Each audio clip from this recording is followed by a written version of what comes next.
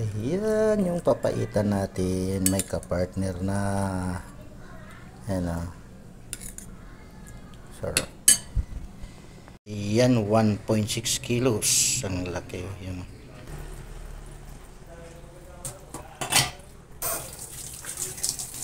Ayan, pakuluan natin muna. Ayan o, para matanggal yung langsa. Ayan o. Gawin natin ngayong papaitan. Walang abdo na yan kasi yung tambakol napisa yung abdo. Yan ang laman loob na, mapait na yan. Yan, igigisa natin sa bawang, sibuyas, luya. Yan, siling haba sa kalamansi. Yan, simulan na natin. Ayan, gigisa natin muna para malasa siya.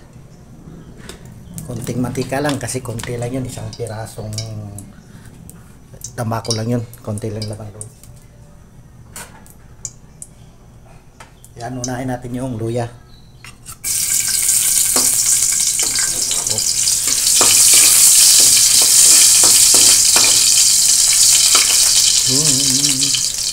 Sunod natin yung bawang.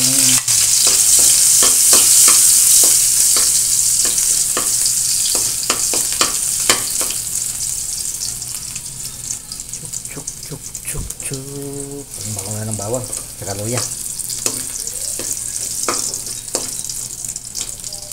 Then sibuyas.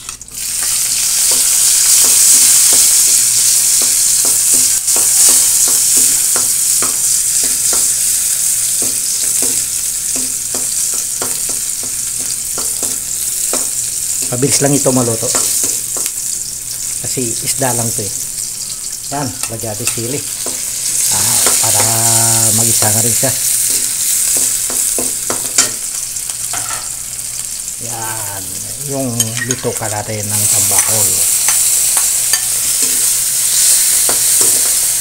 Pwede na gawin sisig. Pero gawin natin papaitan kasi mapait ito eh. Napisa kasi yung abdo sa laman loob ng tambakol.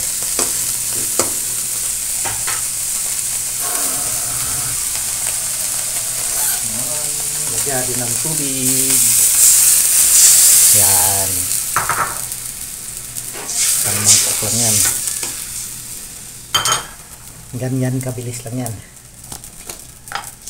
Kasi isda lang naman yan, hindi na kailangan palambutin. Yan, konting asin. Siyempre, seasoning. Oops. Saka paminta.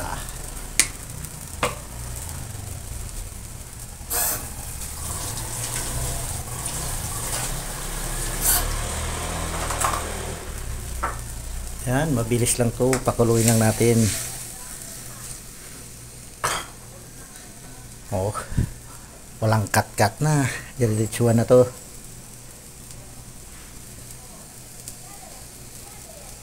Yan.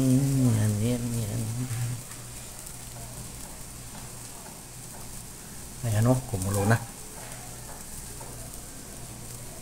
So, sunod, pigaan natin ang kalamansi. Yan. Para lalo siyang sumarap. Yan, kalamansi. Yun, kumulo na. Yan. Luto na ito, yung papaitang laman loob ng tambakol natin. Yun o, sarap po, dapat may kapartner ito. Yan o. Yan, sarap. Luto na ito.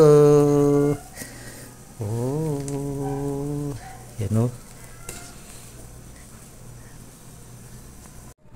Ayan yung papaitan natin, may kapartner na. Yan o. Sarap.